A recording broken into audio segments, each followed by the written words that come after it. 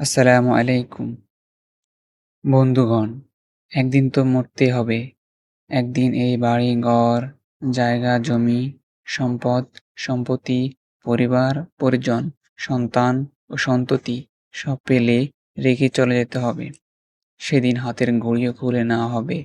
শরীরের পোশাকাদিও খুলে রাখা হবে। কাফনের কাপড় পরিয়ে কবরে যখন রাখা হবে, মুর্দা তখন তার অব্যক্ত ভাষায় এই কথা বলতে থাকিবে।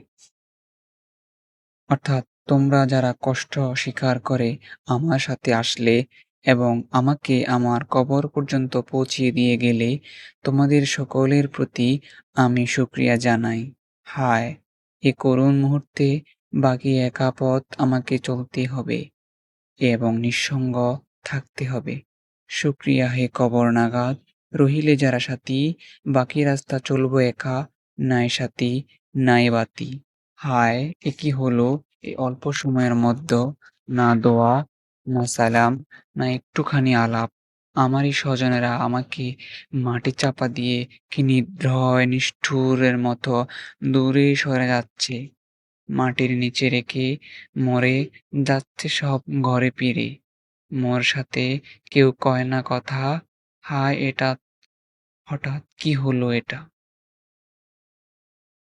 তাই আমাদেরকে কবরে যেতে হবে এবং কবরের সামানগুলো তৈরি করতে হবে।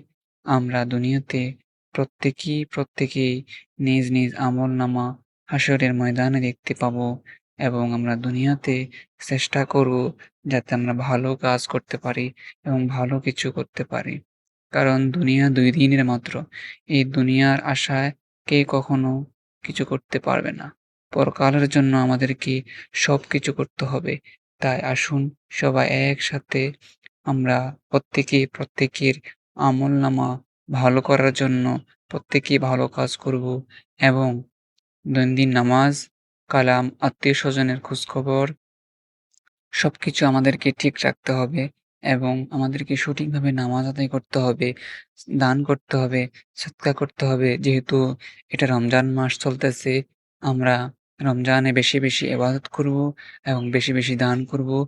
আল্লাহ তাআলা রমজানের মধ্যে একটি নেকিকে ৭০ নেকি পর্যন্ত, তার চেয়ে ৭০০ নেকি পর্যন্ত এবং আল্লাহ চাইলে আরও অধিক গুণ বাড়িয়ে দিতে পারে।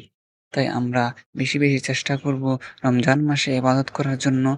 আল্লাহ তাআলা আমাদেরকে রমজানে বেশি ইবাদত করার তৌফিক দান করে দিন এবং আমাদেরকে কবরের কথা বেশি মনে আনার চিন্তা করার তৌফিক দান করে দিন। সকলে ভালো থাকবেন, সুস্থ থাকবেন। বিদায় নিচ্ছি। আসসালামু আলাইকুম ওয়া রাহমাতুল্লাহি ওয়া বারাকাতুহু।